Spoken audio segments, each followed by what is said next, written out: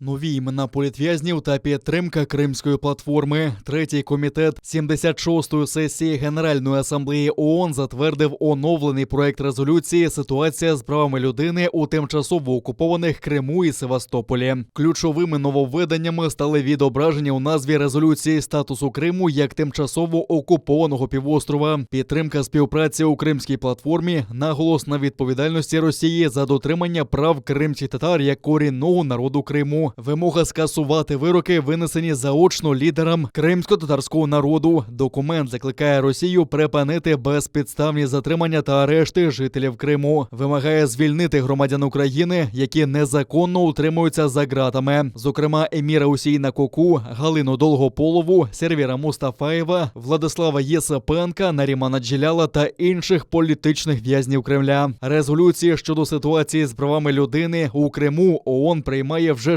6-й рік. Щоразу документ доповнюється новими фактами про грубі порушення міжнародного права та прав людини на півострові з боку Росії як держави-окупанта. Цей проєкт підтримали 64 країни. Його розгляд на Генеральній асамблеї ООН відбудеться у грудні цього року.